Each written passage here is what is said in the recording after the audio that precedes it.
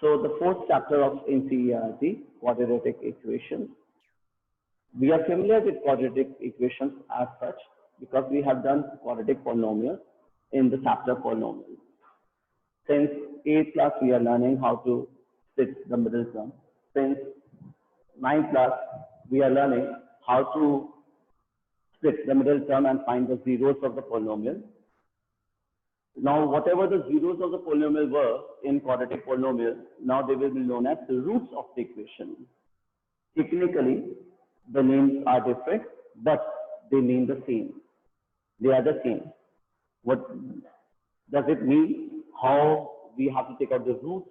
How we can find out the roots of the equation which are not, we were unable to split them into parts वगैरह, इस सब जो है वो इस चैप्टर में अपन पढ़ेंगे, ठीक है?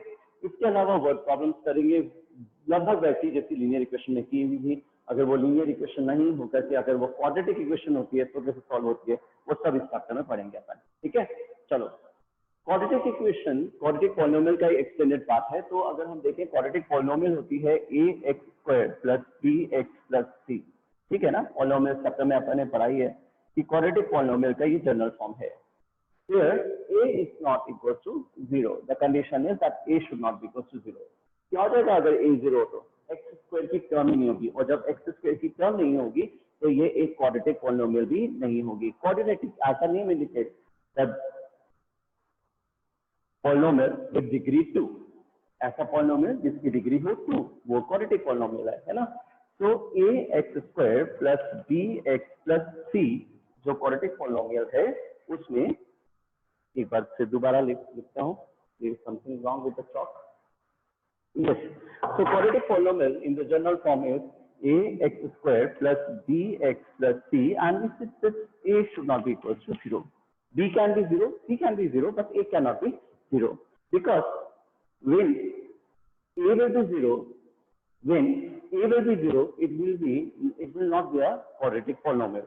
इसकी डिग्री 2 वो ऐसी होगी नहीं, वो फिर लीनियर में कन्वर्ट हो जाएगी. या हो सकता है अगर x भी 0 हो जाए तो वो कांस्टेंट ही हो जाए, है ना? तो x can be, b can be 0, c can be 0, but a cannot be 0. The very first thing in quadratic polynomial हमने ये पढ़ा था, ये जनरल फॉर्म था quadratic polynomial का, राइट? अब ये quadratic polynomial में अगर ax² plus bx plus c is equal to 0 लिख दे हम, तो ये एक polynomial नहीं है, ये एक इक्वेशन है. Expression having a sign of equality. Expression जिसमें इक्वल टू का साइन है, जिसमें इक्वलिटी का साइन है. So expression having a sign of equality is equation. So it is an equation. It is a quadratic polynomial, but this one is a quadratic equation. Hardly matters. क्या फर्क पड़ा? कुछ नहीं. वही है, हम क्वाड्रेटिक पॉलिनोमियल में जब जीरो निकालते हैं तो इसको 0 ही पुट करते हैं कि वो 0 कब होगा, है ना? अब क्या है, हम इस पॉलिनोमियल में इसको 0 पुट करें तो ये क्या हो गया? एक क्वाड्रेटिक पॉलिनोमियल की जगह ये अब होगी क्वाड्रेटिक इक्वेशन. क्वाड्रेटिक इक्वेशन है, वही है एक तरह से, है ना? यहाँ पे हम कहते थे जीरोस ऑफ द पॉलिनोमियल. हम कहते हैं जीरोस ऑफ द पॉलिनोमियल. यहाँ पे उनको कहते हैं roots of the polynomial, sorry equation, और सॉल्यूशन ऑफ द इक्वेशन. बस नाम भी ये चेंज है, केवल technically name has been change. लेकिन अगर हम वैसे देखें ये तो दोनों चीजें एक ही हैं. ये इक्वेशन, ये पॉलिनोमियल है, ये इक्वेशन है. ये जीरोस है, ये रूट्स है. बस इतना सा अंतर है, वही है, ठीक है? तो एक क्वाड्रेटिक पॉलिनोमियल कौन सी भी जिसकी डिग्री 2 है और इक्वेशन का साइन है, यानी इक्वलिटी का साइन है, तो क्वाड्रेटिक इक्वेशन है, सिंपल. तो in general form quadratic equation is ax² plus bx plus c is equal to 0 where a is not equal to 0. Quadratic equation है simple. ax² plus bx plus c is equal to 0 where a is not equal to 0 is a quadratic equation, right? As we have done in the previous chapter, हमने quadratic equation या linear equation जब pair of linear equation किया था तो हमने सबसे पहले उस चैप्टर में ये सीखा था कि वो कितने अलग तरीके से वो सॉल्व होते हैं. जितने अलग तरीके से सॉल्व होते हैं हमें सारे मतलब उसके सॉल्यूशन के मैथड सीखे थे. फिर हमने कंडीशनल क्वेश्चन किए थे, फिर हमने वर्ड प्रॉब्लम सबसे लास्ट में की थी. तो इस चैप्टर में भी ऐसे ही करेंगे. सबसे पहले हम ये सीखते हैं कि एक क्वाड्रेटिक इक्वेशन कितनी अलग अलग तरीके से सॉल्व की जा सकती है, उसमें से कौन सा सॉल्यूशन का पार्ट हमें आता है और कौन सा हमें सीखना है, राइट? चलो, तो एक क्वाड्रेटिक इक्वेशन को सॉल्व करने का एक तरीका होता है फैक्टराइजेशन। इसको हम फैक्टराइजेशन से सॉल्व कर सकते हैं। तो सबसे पहले फैक्टराइजेशन की हमें बात करें तो हमें मालूम है फैक्टराइजेशन तो वही होती है स्प्लिटिंग ऑफ मिडिल टर्म या फिर आइडेंटिटी या कॉमन लेके जो अपन करते हैं, बिल्कुल वैसे ही है ना। तो फैक्टराइजेशन में हम क्या कर सकते हैं, अगर चलो एक इक्वेशन लेते हैं x square minus x minus 12, x square minus x minus 12 is equal to 0। ये एक क्वाड्रेटिक इक्वेशन है, बिल्कुल है, क्योंकि एक्स स्क्वायर है, डिग्री 2 है, राइट। हम इसके रूट्स निकालना चाहते हैं, हम इसके जीरोस कहते थे पॉलिनोमियल में, अब हम इसकी रूट करेंगे। पॉलिनोमियल में जीरोस, इक्वेशन में रूट्स, बस इतना अंतर है ना। फर्स्ट और लास्ट को मल्टीप्लाई किया, 12 आया, 12 के ऐसे फैक्टर जिनको प्लस माइनस करने से 1 आ गए। स्प्लिटिंग ऑफ मिडिल टर्म, पता नहीं कितने साल हो गए यही करते हुए हमें, है ना। तो एक्स स्क्वायर 4 और 3 इसके फैक्टर्स हैं, हमने कहा 4 और 3 इक्वल टू 0। ये माइनस का आना चाहिए क्योंकि ये माइनस का साइन था, वो हमेशा बड़े के पास होता है, छोटे का ध्यान रखना पड़ता है, यहाँ पे प्लस का साइन आएगा। कुछ इसी तरह से बेबी स्टेप्स के टीचर ने समझाया होगा जूनियर क्लासेस में, है ना। तो इन दोनों टर्म्स में कॉमन क्या है, एक्स कॉमन है, तो ये x माइनस 4 हुआ। नेक्स्ट में 3 कॉमन है, आपके पास में फिर x माइनस 4 हुआ, और आपके पास दो फैक्टर्स हुए इसके, x प्लस 3 एक फैक्टर है और दूसरा फैक्टर है x minus 4 is equal to 0, क्योंकि ये इक्वेशन थी इक्वल टू 0 दिया हुआ था, right. So the product of two factors is 0. It simply means it's possible if and only if one of them is 0. Either x plus 3 is equal to 0 or x minus 4 is equal to 0. When suppose either what we want to say is that the product of two factors is 0, it is possible if and only if those factors का product जो है, दो numbers का, दो expressions का product जो है वो 0 है, ये तभी पॉसिबल है जब उनमें से एक तो 0 हो। तो इधर x plus 3 equal to 0, that means x is equal to minus 3, और x minus 4 is equal to 0, that means x is equal to 4। क्या ये चीज नहीं है अपने लिए? नहीं, कोई नहीं है। ये तो वही है जो हमने स्प्लिटिंग ऑफ मिडिल टर्म में की थी, हमने वहां पे पॉलिनोमियल कहा था इसे, अब क्या है, ये इक्वेशन है। हमने सेकंड फैक्टर में पॉलिनोमियल्स में भी ये किया था, तो यही बात नहीं, वही चीज है पुरानी। तो फैक्टराइजेशन तो हमें अच्छी तरह से आता है, factorisation of a polynomial, quadratic polynomial की जगह अब क्वाड्रेटिक इक्वेशन है, right. So what are the roots of the equation? We will not call it as zeros of the polynomial, we will call it as roots. So roots of the equation, the roots of the equation are -3 and 4, क्योंकि -3 put कर लेते हैं और 4 put कर लेते हैं, ये expression जो है वो 0 हो जाएगी, है ना। पहली बात, चलो एक ऐसा केस जिसमें ए बी सी तीनों थे, ए बी और सी तीनों थे। मान लीजिए हमारे पास में बी जो है वो 0 हो जाए, इस एक्सप्रेशन में बी यानी मिडिल टर्म एक्स की टर्म ना हो और वो 0 हो जाए, तो एक्स स्क्वायर माइनस 4 मान लेते हैं, चलो इज इक्वल टू 0। ये क्वाड्रेटिक इक्वेशन है, इसके जीरो निकालिए। तो वही वाली बात जो हमने जूनियर क्लासेस से करते हैं, इनफैक्ट प्रीवियस चैप्टर में भी अपन ने किया, जूनियर क्लासेस में भी करते आ रहे हैं। हम इसको फैक्टराइज कर लेंगे, हमें मालूम है a square minus b square की आइडेंटिटी लग जाएगी, तो x इक्वल टू 2 और -2 are the roots of the equation. तो ऐसा केस जिसमें a b c तीनों हो वो भी करना आता है, एक ऐसा केस जिसमें मिडिल टर्म यानी कि b जो है वो 0 हो वो भी करना आता है, और एक ऐसा केस जिसमें c 0 हो जाए वो भी हमें करना आता है ना, बिल्कुल आता है। अगर c 0 हो जाए, मान लीजिए अपने पास में ये हो x square minus x is equal to 0, x square minus x is equal to 0। Now common x can be taken as common, so x minus 1 is equal to 0. So either x is equal to 0 or x minus 1 is equal to 0, यानी x is equal to 1। दोबारा से हमें इस factorisation को तो discuss करने की जरूरत ही नहीं है मुझे लगता है इस चैप्टर में, क्योंकि फैक्टराइजेशन तो हम इस क्लास से करते आ रहे हैं ऑफ क्वाड्रेटिक इक्वेशन। तो first method is factorisation, right. करेंगे इसकी बात भी, लेकिन ज्यादा डिटेल में नहीं करना चाहूंगा, आप भी नहीं चाहेंगे मेरे ख्याल से, क्योंकि ये सब चीजें आपको आती है। How to split, how to get the zeros of a quadratic polynomial, right? चलो सेकंड आता है हमारे पास में, the second method is using quadratic equation, quadratic formula,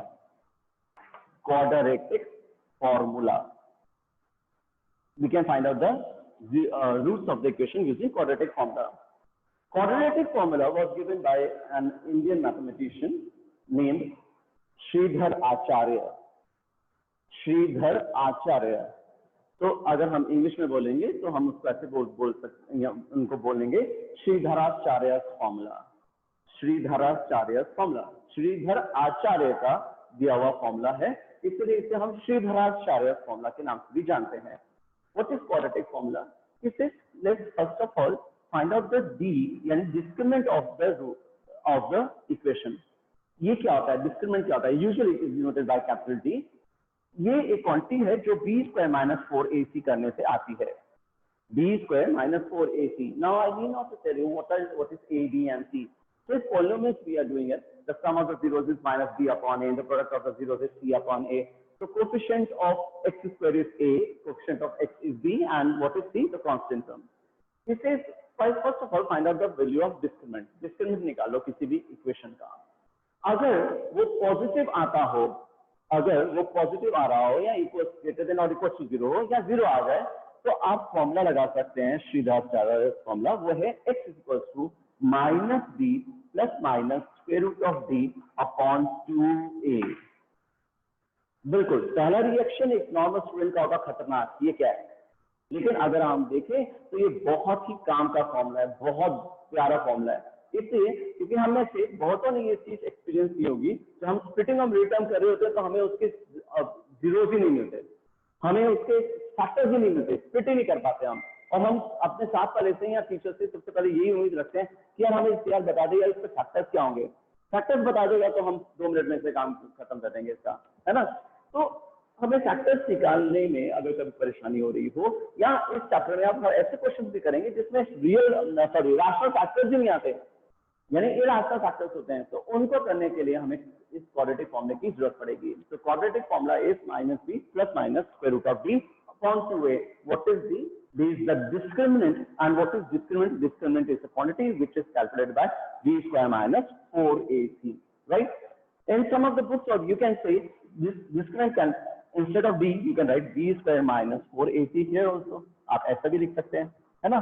लेकिन सजेशन है फिर वापस से, ये कोई मैं ऐसा नहीं कह रहा हूँ कि ऐसा करना ही चाहिए आपको, लेकिन सजेशन ये है कि आप डिस्क्रिमिनेंट की कैलकुलेशन पहले करने से बेटर रहेगा. हो सकता है डिस्क्रिमिनेंट लेस देन 0 आ जाए, नेगेटिव आ जाए. नेगेटिव आ जाएगा तो square root of a negative number is not real. किसी भी नंबर का, नेगेटिव नंबर का स्क्वायर रूट पॉसिबल नहीं होता. आप ये मान लीजिए 10th क्लास में तो, है ना. तो जब वो पॉसिबल नहीं होता तो हम क्यों फालतू में कैलकुलेशन करें? ये बिल्कुल वैसी है जैसे linear equation and two variables का कोई हमने सिस्टम सॉल्व करना शुरू किया और बाद में पता चला वो सिस्टम नो सॉल्यूशन का केस था, फालतू में ऐसे ही एक्स और वाई को इक्वेट करते रहे. तो हमें क्या करना चाहिए? सबसे पहले एक सिस्टम में देखना चाहिए वो यूनिक सॉल्यूशन का केस है या नहीं. वो यूनिक सॉल्यूशन का केस है तो हम सॉल्व करें, तब तो हम मेहनत करें. और वो यूनिक सॉल्यूशन का केस ही ना हो तो हमें क्या जरूरत है मेहनत करने की? हम सीधा लिखेंगे ना this system has no equation, no solution. In the similar manner here also we should find out the value of D discriminant. First of all अगर आपने डिस्क्रिमिनेंट निकाल दिया है और वो अगर ग्रेटर देन और इक्वल टू 0 आ रहा हो, अगर डिस्क्रिमिनेंट ग्रेटर देन और इक्वल टू 0 आ रहा हो तो ये फॉर्मूला लगाएंगे. Otherwise we will just write it in our copy, no real root exist. कोई रियल रूट एग्जिस्ट नहीं करती इसकी. तो रियल नहीं है तो फिर इमेजिनरी होती होंगी. करेंगे कॉम्प्लेक्स नंबर्स की बात करेंगे 11th क्लास में बात, यहाँ पे तो 10th क्लास में उसको वहीं छोड़ देंगे. ठीक है, यही अपना टॉपिक है आज का और कल का. Quadratic formula, how it is used, how it can be implemented and in which cases it will not be implemented. Right, चलिए तो क्वाड्रेटिक फॉर्मूला के लिए सबसे पहले मैं आपको ये साइड में एक क्वाड्रेटिक फॉर्मूला पहले लिख देता हूँ, फिर कुछ प्रैक्टिस करते हैं क्वेश्चन में, इसको इम्प्लीमेंट करते हैं और धीरे धीरे धीरे वापस से स्लोली बट ग्रेजुअली सीखते हैं कि कैसे हम निकाल सकते हैं किसी भी इक्वेशन की रूट इसको यूज करके. तो हमें निकालना क्या है? सबसे पहले discriminant D, usually denoted by capital D. Discriminant कैसे आता है? बी स्क्वायर माइनस 4ac करने से. अगर डिस्क्रिमिनेंट ग्रेटर देन और इक्वल टू 0 होगा तो हम फॉर्मूला लिखेंगे x is equal to minus B plus minus square root of D upon 2a. ये वाला फॉर्मूला लगा देंगे.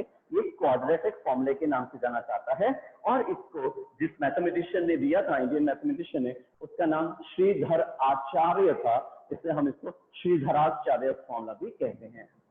ठीक है, चलो अभी लीजिए अपने एक equation X square minus x minus 12 is equal to 0, right. एक पहला एग्जाम्पल है, इससे बेबी स्टेप चल जाऊं, लेकिन बाद में मैं नहीं चाहता कि आप भी कभी कॉपी में इसका आंसर करें। यहाँ पे आप देखें जरा, a यानी एक्स स्क्वायर का कोएफिशिएंट है 1, b यानी x का कोएफिशिएंट है -1 और c यहाँ पे कांस्टेंट टर्म है -12।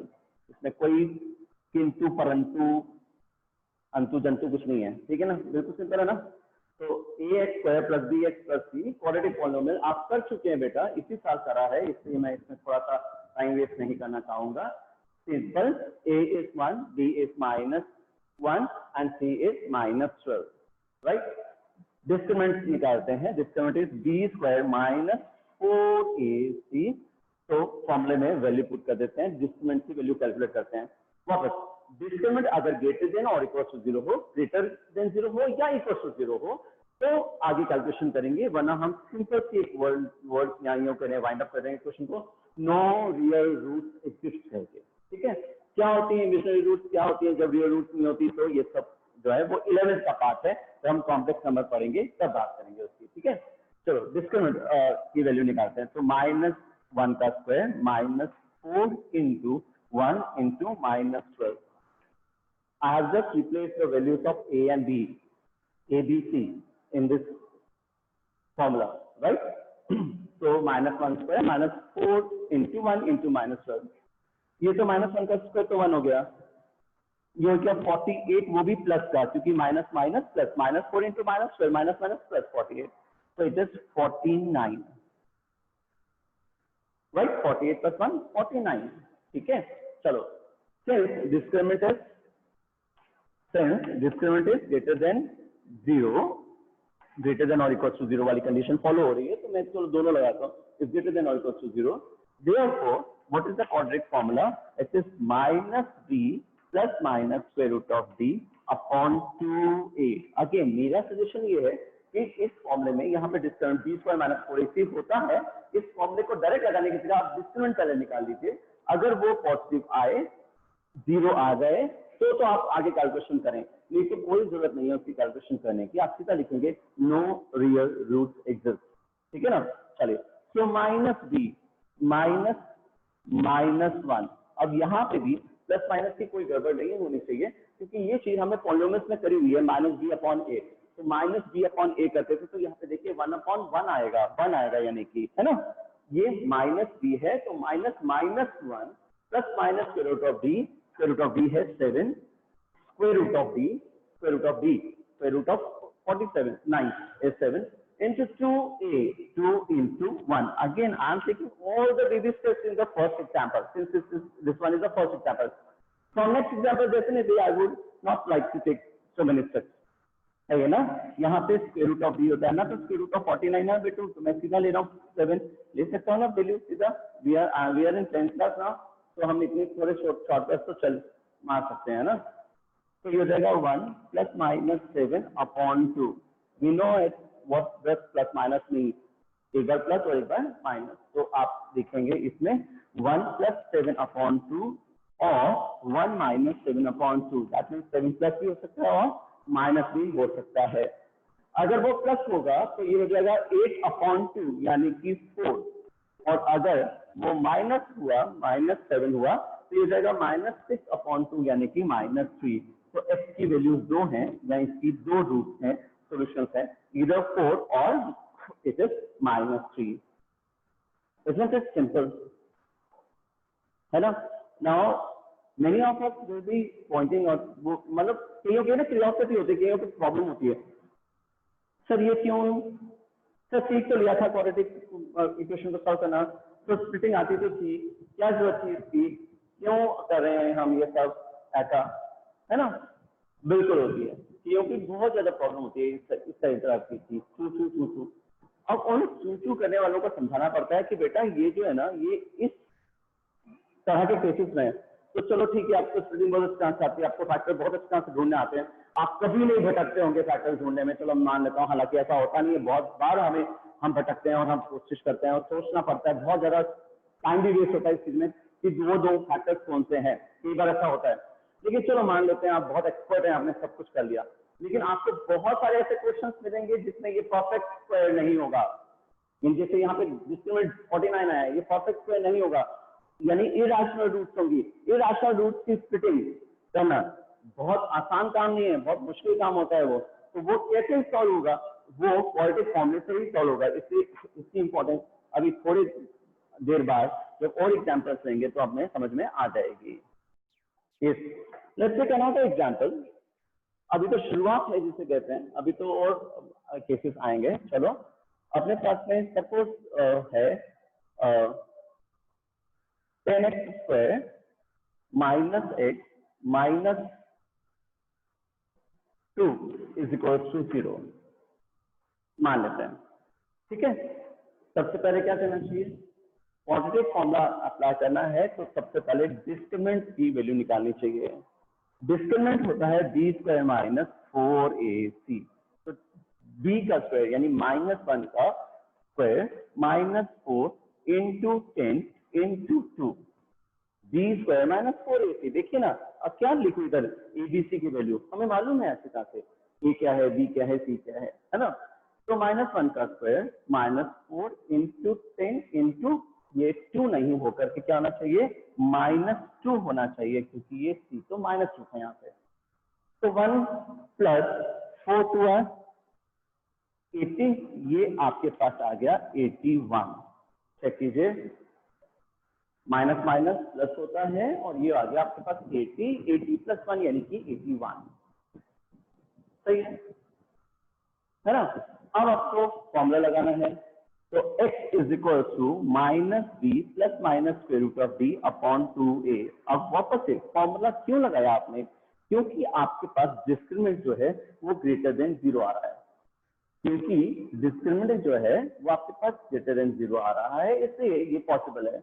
अगर वो नेगेटिव होता, डिस्क्रिमिनेंट अगर आपके पास में नेगेटिव होता तो आपको प्रॉब्लम होनी चाहिए थी, क्योंकि नेगेटिव नंबर का स्क्वायर रूट पॉसिबल नहीं है, right. So it is minus B में माइनस माइनस 1 ये हो जाएगा 1, plus minus square root of D हो जाएगा 9, स्क्वायर रूट ऑफ डी 9, 81 का स्क्वायर रूट 9 होता है, अपॉन 2a यानी कि 2 इंटू 10 20। चेक कीजिए, मैं बीवी स्टेप नहीं ले रहा आपकी बात, सही है ना। Minus B plus minus square root of D upon 2a यानी कि 20, तो इट विल बी 10 अपॉन 20, क्योंकि अगर हमने प्लस माना 9 तो 10 हो जाएगा, और जब माइनस मानेंगे तो वो हो जाएगा -8 अपॉन 20। क्या हो जाएगा बेटा, ये हो जाएगा 1 अपॉन 2 और 4 2 और 8 4 5 और 20। तो देखिए 1/2 और -2/5 are the root of this equation. Simple है ना। आराम से देखिए, किस स्टेप में कोई प्रॉब्लम है उसे समझिए, अगर है तो, नहीं है तो अच्छी तरह से क्लियर कीजिए कि आपको क्लियर है ना quadratic formula. What is new for you, the formula, the values are to be substituted, that's all. Although we have done it already in which chapter, yes, polymers, quadratic polymers में आप ये कर चुके हो, है ना। अब आते हैं बेटा उस बात पे जो मैं आपको बिगनिंग में कह रहा था इस चैप्टर के, कि some of the students used to knowledge, वो होती है ना, आदत होती है जिसे कहते हैं। चलो कैसे, मैं आपको समझाता हूँ। मान लीजिए किसी ने कहा कि इसकी रूट्स बताने इस इक्वेशन के, ये है X square plus 2x minus 1 is equal to 0। The very first thing जो फैक्टराइजेशन कह रहे थे, कि वो इस वाली बात में जो आपको कह रहा था अभी, कि कुछ स्टूडेंट्स होते हैं वो नई चीज सीखने से पहले हेजिटेट करते हैं, कहते हैं क्यों सीखें, राइट। तो उनके लिए उनका जवाब दे रहा हूँ। चलो क्यों सीखें, इसलिए क्योंकि मान लीजिए आपको इसकी स्प्लिटिंग करनी हो, मान लीजिए 1 के ऐसे फैक्टर जिनको प्लस माइनस करने से 2 आ जाए, सपने में भी नहीं आता है भाई। 1 के फैक्टर जिनको प्लस माइनस करने से 2 आ जाए, बेचारा 1 तो 1 ही होता है। स्प्लिटिंग करें जरा, कर सकते हो इसकी स्प्लिटिंग, होगी ही नहीं, होगी ही नहीं। तो ऐसे इक्वेशन की हमें फैक्टराइजेशन से तो आंसर्स नहीं निकलने वाले। कहाँ से निकलेंगे हमारे आंसर्स, हमारे निकलेंगे क्वाड्रेटिक फॉर्मूला से। तो अब ऐसे केस में क्वाड्रेटिक फॉर्मूला तो सीखना ही पड़ेगा, तो सीख ही लेते हैं। क्या है, डिस्क्रिमिनेंट निकालते हैं, B square minus 4ac, B का स्क्वायर यानी कि 2 का स्क्वायर -4 इंटू 1 इंटू -1, 4 +4, ये हो जाएगा 8 मेरे ख्याल से। चेक कीजिए क्या मैंने डिस्क्रिमिनेंट सही निकाला है। b² माइनस 4ac, 4 + 4 8, डिस्क्रिमिनेंट आ गया 8। अब ये एक परफेक्ट स्क्वायर नहीं है, और इसीलिए अभी बात की जा रही थी कि ऐसी इक्वेशन जिसके रूट, जिसकी जो स्प्लिटिंग, जो मिडिल टर्म है वो राशनल ना हो, वो स्प्लिट ना हो, उसके करोगे क्या? फैक्टराइजेशन से तो नहीं होने वाला था। आप कभी भी इसका फैक्टराइजेशन से आप इसकी स्प्लिटिंग कर ही नहीं पाते। अब इसकी जरूरत पड़ी क्वाड्रेटिक फॉर्मूले की। हमने कहा चलो क्वाड्रेटिक फॉर्मूला लगाते हैं। कैसे? x = -b + -√d upon 2a is the formula. So -b that is -2 + -√d यानी कि 8 upon 2a, तो 2 ही है। अब चेक कीजिए √8, तो एक परफेक्ट स्क्वायर होता नहीं। एक परफेक्ट स्क्वायर नहीं होता तो क्या होता है? ये 2√2 के फॉर्म में लिखा जा सकता है। √8, 2 2 4, 2 2 2 1, तो हम क्या लिखते हैं? 2√2 लिख सकते हैं। तो अगर हम इसको सिंप्लीफाइड भी करें तो हम इसको 2√2 लिख सकते हैं upon 2। Again 2 is common in the numerator and the denominator, तो इसको और सिंप्लीफाई करना चाहें तो 2 कॉमन लिखिए, -1 + √2 अपॉन 2 लिख सकते हैं। यानी फाइनली आपके पास x की वैल्यू आई कौन सी? -1 + √2। चेक कीजिए x = 1 ± √2। क्या हम सपने में भी, अगर हमें कोई बोले, कम से कम नॉर्मल स्टूडेंट्स की बात कर रहा हूं, हमें कोई बोले कि चलो इसकी स्प्लिटिंग और मिडिल टर्म करके दिखाओ, और हम उसको बोले कि ठीक है एक फैक्टर ले, यानी एक इसका जो रूट आएगा, जो फैक्टर आएगा वो आएगा 1 + √2 और एक आएगा 1 - √2, इससे स्प्लिटिंग हो जाएगी इसकी मिडिल टर्म। नहीं आने वाला। ठीक है, ये एक एग्जांपल है, वापस से ये एक एग्जांपल है कि कैसे हम ऐसे क्वेश्चंस में भी जिसकी रैशनल नंबर्स की स्प्लिटिंग नहीं होती, यानी स्प्लिटिंग तक हो रही है, अभी भी हो जाएगी, लेकिन कैसी? एक इरेशनल फॉर्म में ऐसे नंबर्स की भी स्प्लिटिंग, या ऐसे नंबर्स की भी, या ऐसी इक्वेशंस की भी हम रूट्स निकाल सकते हैं जिसकी रैशनल स्प्लिटिंग नहीं हो सकती थी, जिसमें हम स्प्लिटिंग और मिडिल टर्म नहीं कर सकते थे। ऐसा बोल लेता हूँ चलो सिंपल वर्ड्स में। तो ऐसे इक्वेशन जिनकी स्प्लिटिंग और मिडिल टर्म भी नहीं हो सकती थी, उनकी भी रूट्स निकाल सकते हैं किससे? क्वाड्रेटिक फॉर्मूला से। This is the importance of this formula, right? Normal equation को आप किसी से भी वापस, ये वैसे बात आराइज नहीं होनी चाहिए, लेकिन फिर भी आप देखिए, अगर आपको केवल सॉल्व करने के लिए बोला गया हो, अगर वो क्वेश्चन कहता है just solve the equation, quadratic equation, तो हम किसी से भी कर सकते हैं। हम फैक्टराइजेशन भी यूज कर सकते हैं और हम ये क्वाड्रेटिक फॉर्मूला भी यूज कर सकते हैं, है ना? लेकिन क्वाड्रेटिक फॉर्मूला हमें कहाँ यूज करना जरूरी हो जाएगा? जहां we will bound to use the quadratic formula, we will not have any other choice. At least factorisation is not a good option. जहां पे हमारे पास स्प्लिटिंग और मिडिल टर्म के रैशनल फैक्टर्स नहीं बन रहे हो, वहां पे तो ये बहुत जरूरी हो जाएगा। Got my point, right? चलिए छोटे छोटे एक एग्जांपल उसका भी देते हैं, जो पहले बात हो रही थी कि हमें 10th क्लास में छोड़ना किसे है, हमें किन क्वेश्चंस को ये कह के छोड़ देना है कि जी ये तो होंगे ही नहीं, या ये इसका आंसर पॉसिबल नहीं है। मान लेते हैं अपने पास एक क्वाड्रेटिक इक्वेशन है, x² + x + 1 = 0।